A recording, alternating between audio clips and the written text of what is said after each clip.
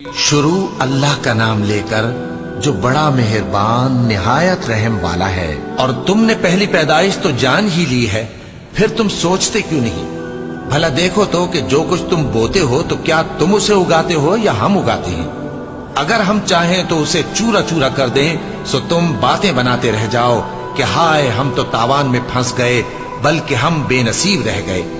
بھلا دیکھو تو کہ جو پانی تم پیتے ہو کیا تم نے اس کو بادل سے نازل کیا ہے یا ہم نازل کرتے ہیں؟ اگر ہم چاہیں تو ہم اسے کھاری کر دیں، پھر تم شکر کیوں نہیں کرتے؟ بھلا دیکھو تو جو آگ تم درخت سے نکالتے ہو کیا تم نے اس کے درخت کو پیدا کیا ہے یا ہم پیدا کرتے ہیں؟ ہم نے اسے یاد دلانے اور مسافروں کے برتنے کو بنایا ہے، تو اے پیغمبر صلی اللہ علیہ وآلہ وسلم تم اپنے پروردگار عظیم کے نام کی تسبیح کرو، سو ہمیں تاروں کی منزلوں کی قسم، اور اگر تم سمجھو تو یہ بڑی قسم ہے کہ یہ بڑے رتبے کا قرآن ہے جو کتاب محفوظ میں لکھا ہوا ہے، اس کو وہی ہاتھ لگاتے ہیں جو پاک ہے، یہ رب العالمین کی طرف سے اتارا گیا ہے۔ کیا تم اس کلام کے ماننے میں دیر کرتے ہو اور اپنا وظیفہ یہ بناتے ہو کہ اسے جھٹلاتے رہتے ہو؟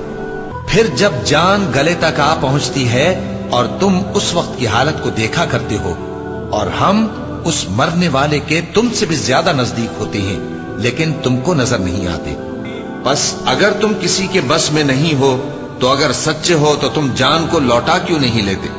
پھر اگر وہ اللہ کے مقربوں میں سے ہوا تو اس کے لیے آرام اور روزی اور نعمت کے باغ ہوں گے، اور اگر وہ دائیں ہاتھ والوں میں سے ہوا تو کہا جائے گا کہ تجھ پر داہنے ہاتھ والوں کی طرف سے سلام، اور اگر وہ جھٹلانے والے گمراہوں میں سے ہوا تو اس کے لیے کھولتے پانی کی ضیافت ہوگی اور جہنم میں داخل کیا جانا۔